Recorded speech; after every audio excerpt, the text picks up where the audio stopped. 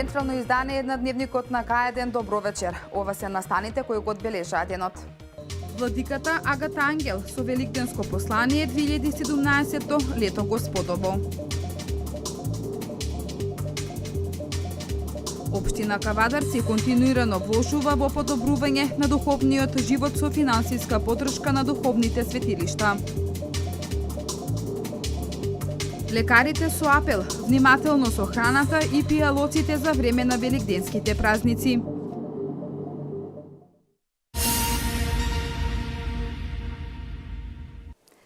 Велика сабота е ден на молчението. Господ Исус Христос со својата душа се симнува во адот за да го проповеда своето евангелие и на сите кои што починале, а тоа се праведниците од Стариот Завет.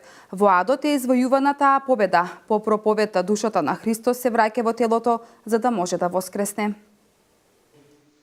Велика сабота е ден на молчанието затоа што Господ Исус Христос е веќе запечатен во гробот.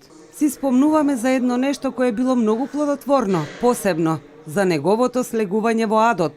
На Велика сабота тој со својата душа се симнува во адот за да го проповеда своето евангелие и на сите оние кои што претходно починале, а тоа се праведниците од Стариот Завет, и таму е веќе извојувана таа победа над адот. По завршувањето на проповедта, душата на Христос се враќа во телото за да може да воскресне. Самото воскресение е еден чин кој што е велелепен за нашата црква и кој што е темел на нашата црква. Како што вели светиот апостол Петар, залудна ќе беше нашата вера ако Христос не воскреснеше. Значи, сето она кое тој го проповедаше и ни го кажуваше во текот на неговиот живот, за начинот на нашиот живот како да живееме, го подкрепува со воскресението, кое што всушност не е ништо друго, туку победа над смртта. Човекот не е создаден само за овој свет, туку има нешто што е бесмртно внатре во него, а тоа е неговиот дух, односно неговата душа. Ние треба да се грижиме за својата душа, да ја гаиме и да ја спасуваме. Начинот на нашето спасение е начинот кој што ни го покажа Господ Исус Христос. Затоа тој толку се понизи за да го прими нашето човечко тело како такво и да ни го покаже патот по кој што треба да одиме. Да ни ја покаже вистината во која треба да веруваме и воедно да ни го покаже и животот, а тоа е светата причест, затоа што самиот тој рече: секој оној кој го јаде моето тело и ја пие мојата крв, ќе има вечен живот. Ноќта на полноќ, односно во недела наутро, со литија околу црквата, се огласува воскреснувањето Христово.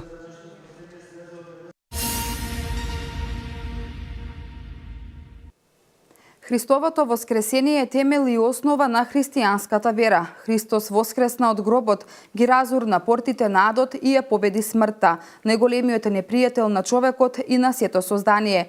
Без Христовото воскресение верата не би имала никаква смисла, а човекот би умирал и би исчезнувал од овој свет за секогаш. Воскресението е триумфална и славна победа за секој оној кој го следи Христа, кој верува во него и ги применува неговите спасоносни начала во својот секојдневен духовен живот. За оние кои веруваат, воскресението Христово е гаранција дека и тие ќе воскреснат преобразени и прославени за вечниот живот. Воскресението Христово ги надминува границите на просторот и времето во кој живееме. Самиот Син Божи, второто лице од Светата Троица, нашиот Бог, се воплоти, стана човек еднаков на нас, го претрпе секој зло и понижување, пострада на крстот и воскресна на третиот ден по упокојувањето. Смртта не можеше во своите окови да го задржи праведникот. Умирањето немаше никаква власт на животодавецот и творецот на се што постои. За нас кои веруваме во Христа, телесното умирање е почеток и порта на нов, преобразен и вечен живот во Божјата преградка.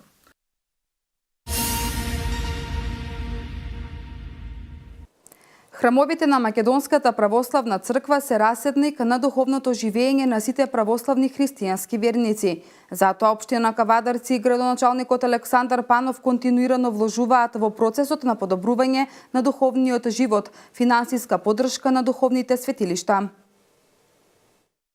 Полни со верници се храмовите на Македонската православна црква. Овие предвеликденски денови само ја потврдуваат нераскинливата врска која ја има Македонската црква со граѓаните. Во процесот на подобрување на духовниот живот, активно се вклучува и општина Кавадарци. Градоначалникот Панов вели дека во соработка со Македонската православна црква, бизнис заедницата и граѓаните, изградена е соборната црква Света Петка. Во минатиот период заедно со бизнис секторот од Кавадарци или со голем удел на бизнис секторот на парцела која што ја додели локалната самоуправа и во кој што учествуваше со финансиски средства, ја изградивме оваа верска и културна убавица на Кавадарци и на Република Македонија.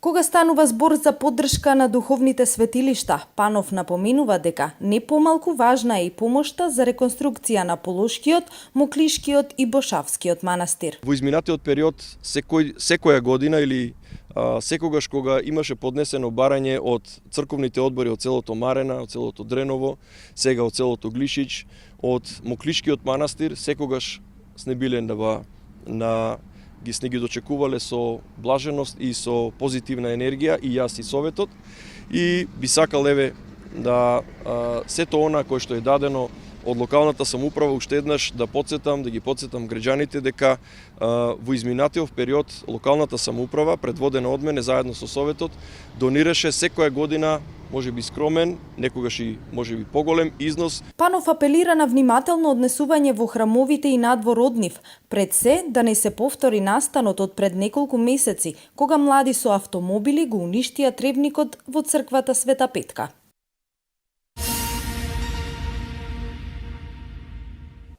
Внимателно со храната и пеалоците за време на великденските празници, советуваат лекарите. Препораките се да се внимава со внесот на јајцата, месото и алкохолот.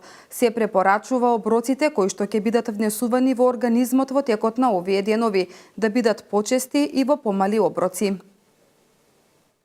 Во пресрет на празникот Великден, лекарите и оваа година со препораки да се внимава со конзумирањето храна. Оние христијани кои одлучили да постат 48 денови без масна храна, мора да внимаваат со почнувањето масна храна да биде постепено. Со најголемиот христијански празник, трпезите се побогати и храната е побогата со протеини, пред се јајца, месо, сладки течности и слично. Сето тоа да се внимава во текот на овие денови додека траат празниците. Мора да напоменам дека мора да се внимава и во однос на внесот и на самите јајца, месото, алкохолот кој што исто така претпоставам дека ќе се конзумира во текот на овие денови. Со внесувањето на голема количина храна доаѓа до дисбаланс на самиот дигестивен систем и негово оптеретување. Се препорачува оброците кои што ќе бидат внесувани во текот на овие дена да бидат почесто и помали оброци, ако може да се вклучи поголемо количество на зеленчук, овошје, салати првенствено, повеќе течности, сокови, значи внесување на онаа полесна храна. Граѓаните кои имаат здравствени проблеми ќе можат да се јават на бесплатната телефонска линија 15123 на Ало докторе.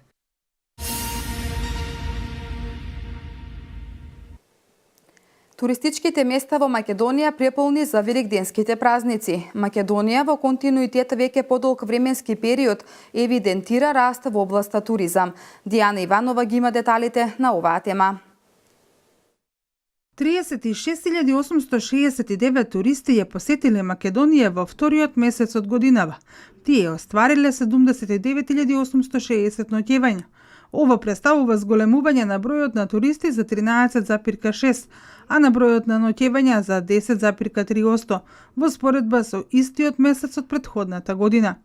Според податоците објавени од Државниот завод за статистика, во континуитет веќе подолг период се евидентира раст во областа на туризмот.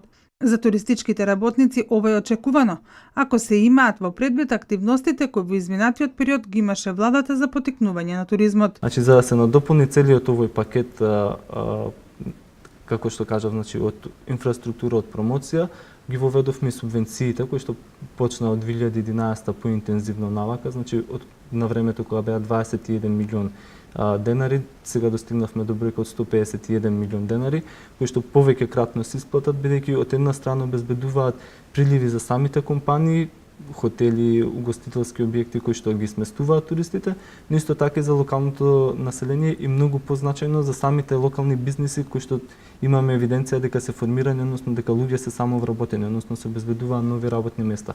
Јосифовски вели дека и во наредниот период ќе продолжат вложувањата во насока на развој на туризмот, но со поголем акцент на руралниот. Пораката пренесена од турист на турист е всушност маркетинг кој што е најевтин за државата, а има најголем ефект. Токму поради ова, значи во иднина ќе продолжиме со проектите како што беа за субвенционирање на туристи, за промоција на државата и за инфраструктура, значи поддржувањето на реконструкција на патишта, унапредување на пристапни патишта, значи изградба таму каде што нема на нови, исто така и реставрација и реконструкција на објекти, на културно наследство, на археолошко наследство. Оно што сакам да го напоменам е дека се планира во иднина да се вклучат многу повеќе локалните власти, но исто така и здруженија, односно национални установи кои што имаат влијание на локално ниво. Јосифовски смета дека во Македонија дојде моментот на подигнување на конкурентноста на туризмот, што значи подобрување на инфраструктурата, но и условите кои што ги нудат туристичките работници. За реализација на оваа мерка обезбедена и финансиска поддршка.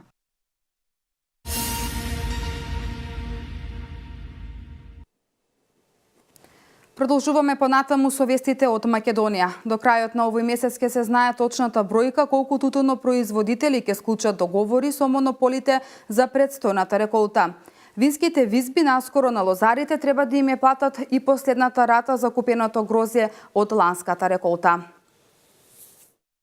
Винските визби наскоро на лозарите треба да им ја платат и последната рата од 40% за купеното грозје од ланската реколта. Според законот, рокот за исплата е од 6 месеци и на 3 рати. Првата рата од 20% се плаќа до 15 декември, втората е до 40% и најдоцна до 15 февруари и последниот износ до крајот на април. Од реколтата 2016 година до сега од вкупниот долг за винско грозје исплатен е повеќе од половина од износот што лозарите треба да го добијат. Поради неисплатената втора рата, винарската визба по Вардарија ја загуби лиценцата за откуп на грозје, односно е избришена од регистарот на производители на вино. Минатата година во Македонија беа собрани 180 милиони килограми винско грозје. Дел се извезува во странство, а поголемиот дел останува и се преработува во домашните вински визби.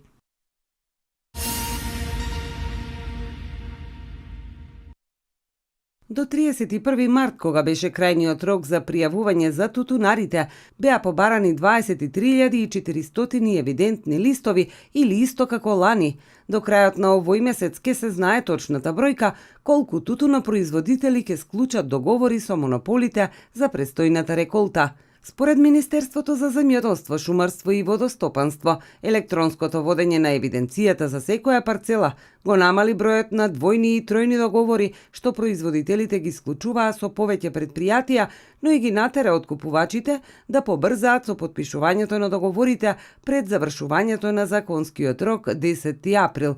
Тутунарите до крајот на март го пријавуваа новото производство во подрачните единици на Министерството за земјоделство, шумарство и водостопанство пред да подпишат договор со откупувачите.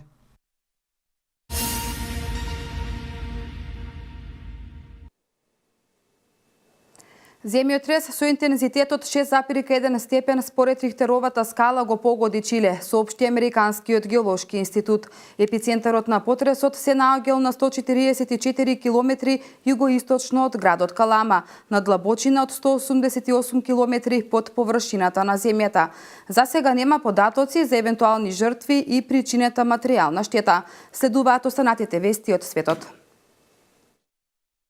Поранешниот американски дипломат Џон Брейди Кислинг смета дека на Доналд Трамп му недостасува меѓународно искуство, а Москва и останатите треба да го научат на правилата на игра. Тој го предупреди председателот на САД да не оди кон ескалирање на тензиите со Русија. Според Кислинг, целта треба да биде да се научи Трамп, а Русија мора да направи повеќе отколку досега, за да објасни како меѓународната заедница може да го направи тоа што е потребно во Сирија, додавајќи дека инстинктот на Трамп работи во спротивност од она што го правел неговиот претходник Барак Обама. Кислинг смета дека Владимир Путин има повеќе искуство. Тој е еден од групата американски разузнавачки ветерани кои го потпишаа отвореното писмо до Трамп. Во тој документ, кој е објавен откако САД истрелаа ракети врз воено-воздухопловната база во Сирија, тие го повика американскиот председател да спречи понатамошна ескалација на тензиите со Русија поради Сирија, што лесно може да доведе до нуклеарен конфликт.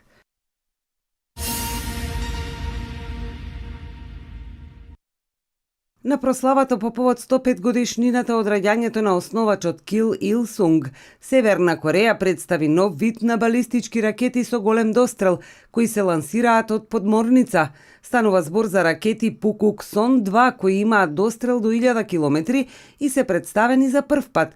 За време на парадата маршираа војници, а имаше и тенкови системи за лансирање, како и друг вид на оружје. Авиони во 105 формации прелетуваа над присутните на манифестацијата. Доколку Соединетите Американски држави продолжат со провокации кон нас, нашите сили веднаш ќе им се спротивстават на нападите. Со нашето нуклеарно оружје на правдата, ние ќе го уништиме нуклеарното оружје на САД, истакнал Цој Рион Хе, заменик председател на Корејската работничка партија, кој е близок соработник на севернокорејскиот лидер Ким Џонг Ун. Група бродови на американската флота, вклучувајќи и носач на авиони, се приближува кон регионот и Северна Кореја.